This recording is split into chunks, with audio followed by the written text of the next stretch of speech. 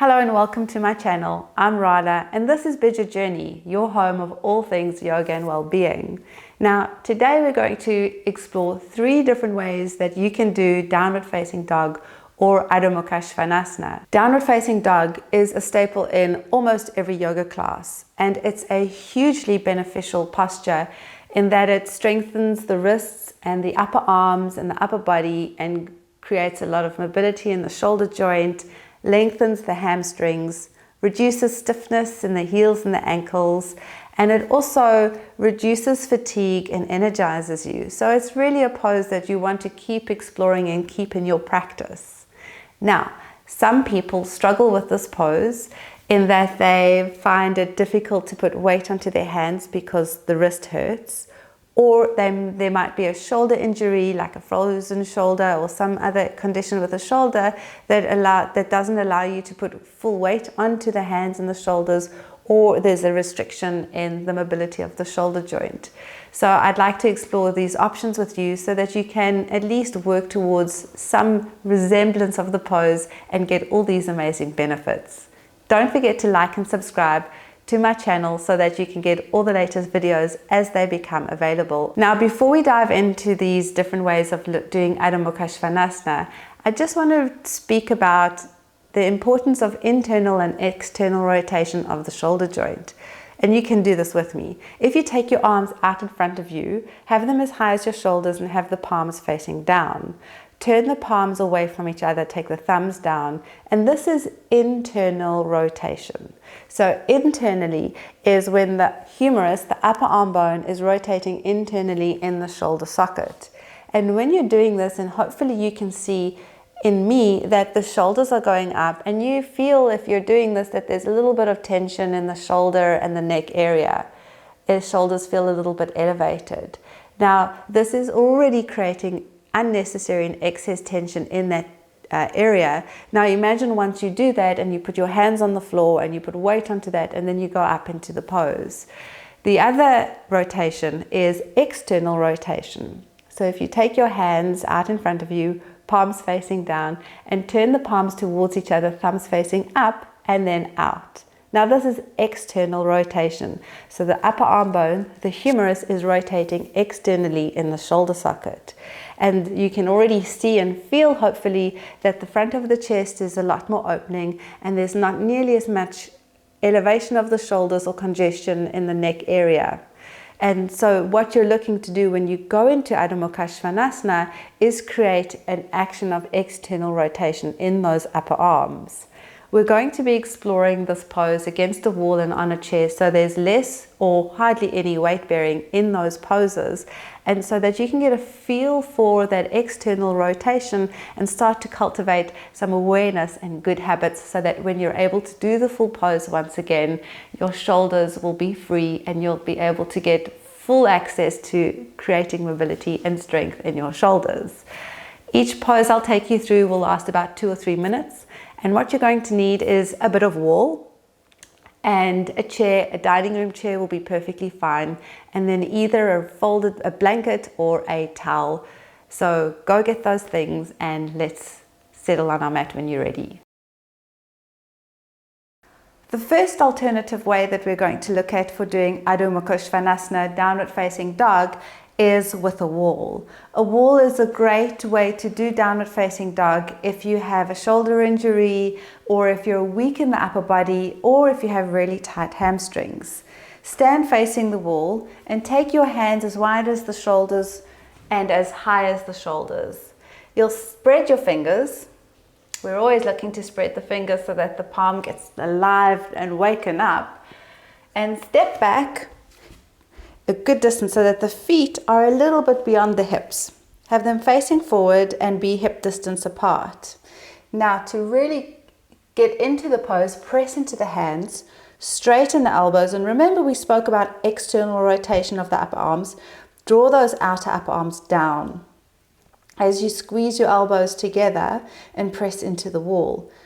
Draw the shoulders away from the ears and pull the hips away and draw the abdomen towards the spine and the lower front ribs. So quite often it's easy to hang into the lower back and press the lower ribs down. You want to rather have a nice long extended continuation of your spine into your arms, into the wall.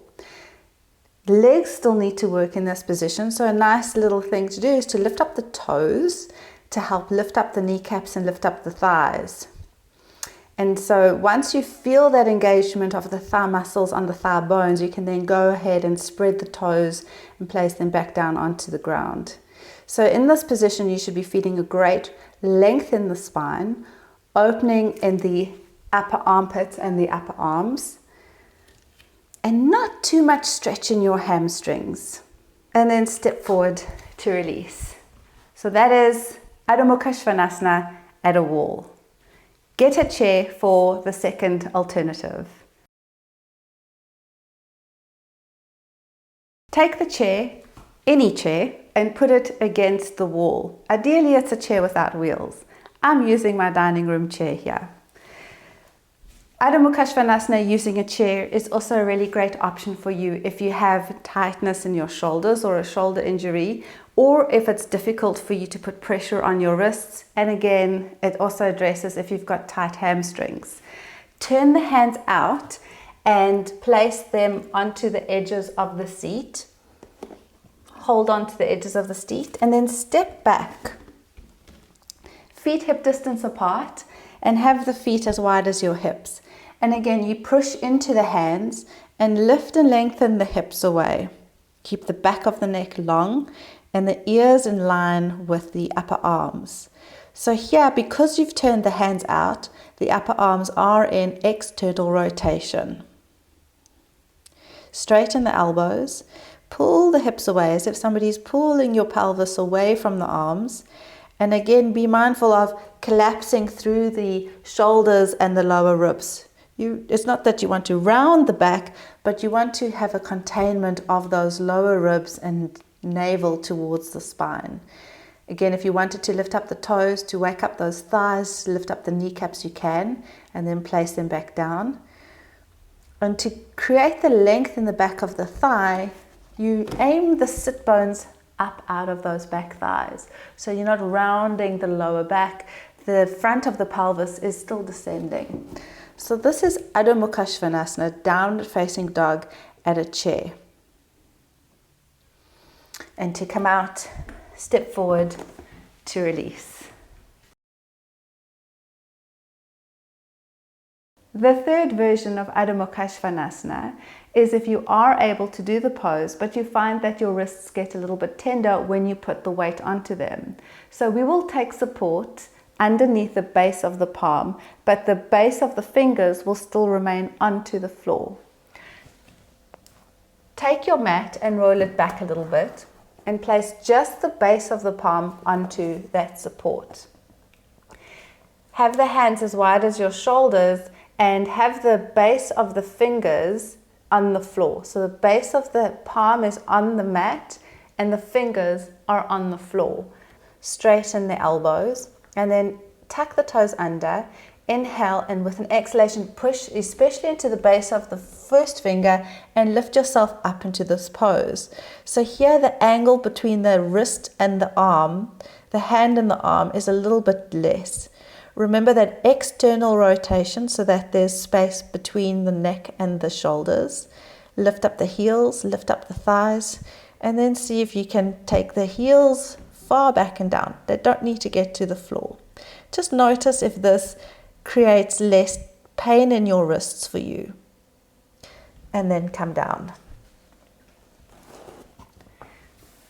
Another support that you could take is a folded blanket.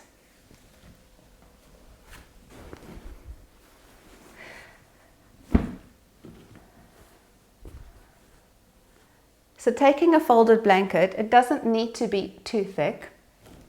And again, you're taking the base of the palm onto the support, but the base of the fingers onto the mat so that there's a slight lift. Take your knees back, tuck your toes under, inhale, press into the hands and lift up into downward facing dog. Remember the external rotation of those upper arms. Press especially into the index finger mound because it might feel light now that the hand is slightly elevated. And see how the wrist feels in this position. And then inhale, come down with an exhalation. I hope that these three methods help you find your version of Adho Mukha Svanasana that's good for your body. Keep practicing at the wall or the chair or with the support under your wrists, but keep practicing. Thank you so much for joining me. See you next time.